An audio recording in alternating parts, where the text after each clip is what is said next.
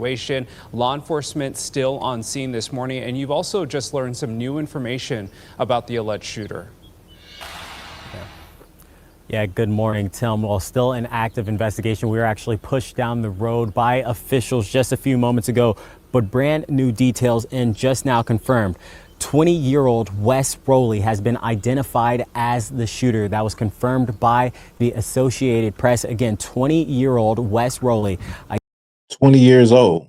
That is not surprising because those statistics range between 18 and 60 years old. White men being more violent, more prone to do like a mass shooting or something of this nature. This is not surprising. Identified as the shooter, according to AP. We also just got some new details as fire crews are currently briefing. And again, that's why we were pushed further down the road as they had to get their trucks situated in that former area we were located. The fire is currently burning 26 acres. Fire is burning 26 acres. So he done set a fire that is tearing up the countryside and set that fire in order to lure in the firefighters. Then he shot them down, straight ambushed them, which is diabolical. And updates expected throughout the day. Again, all of this started around 1:30 p.m. yesterday. That's when those initial calls started to roll in. Fire crews came out here to respond to a wildfire here on Canfield Mountain. They ended up being shot and killed while doing their job, serving their community. Listen, man, it don't get no more eviler than that. To lure in somebody that is coming to help people or to help someone or to help their community, to lure them in, then to ambush them, to lure in someone that is coming to do something good, something that ain't hurting anybody, and then you ambush them. This could happen to anyone. And you got to ask yourself, what is the motive or what was the motive of this 20-year-old? What was his ultimate goal? What was he angry at? Because, you know, they always angry at something. They always have a grudge against something in governments, maybe, you know, first responders, I don't know, firefighters. What was his motive in doing that? Because he didn't get very far. He took 2 lives, but he didn't get very far.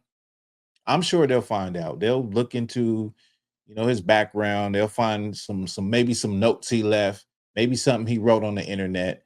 It always comes out like that later on. But this is crazy. This is crazy. And you got to think about the firefighters. You know, when it comes to firefighters are considered heroes in general. They're considered the ones that don't do anything to anyone. They're running into a place which they could lose their life to go save a life. They're running into a place that's on fire and they don't even know the situation or the circumstances. And most people in general would say that that is a brave profession. That's a profession where you have to be brave and you have to have courage. Hell, if I was in a burning house or a burning high rise, I would be looking for firefighters, someone or firemen to come and help me. I'm sure if a person is disoriented and they in the forest, it's on fire, or they in a home and they need help, or they weak, they're elderly, they have children, they'll be looking for a firefighter. They'll be hoping that a firefighter busts through the smoke, through the flames, and pulls them out.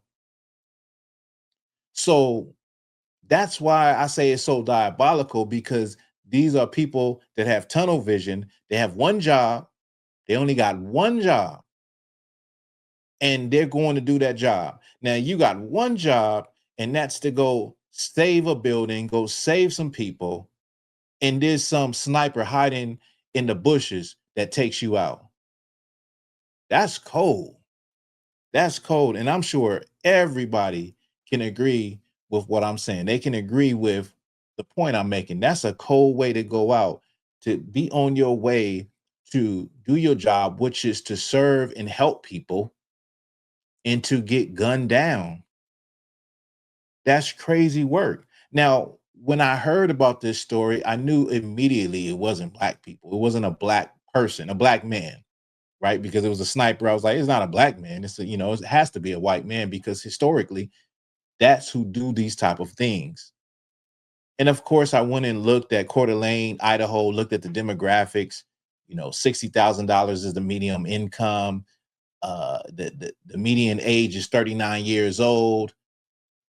And the racial demographic is 85% white people. So, you know, of course, I already knew before I looked it up, but I just wanted to put that out there. But this is a messed up situation.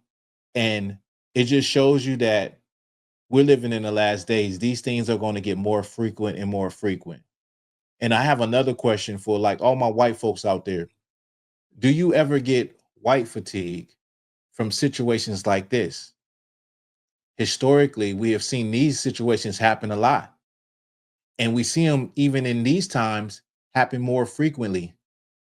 So do you get white fatigue when you see other white folks that continue to do the things that hurt everybody, like mass shootings and, you know, people at the Walmart shopping and there's a mass shooter, or civil servants going about their job and there's somebody waiting to ambush them?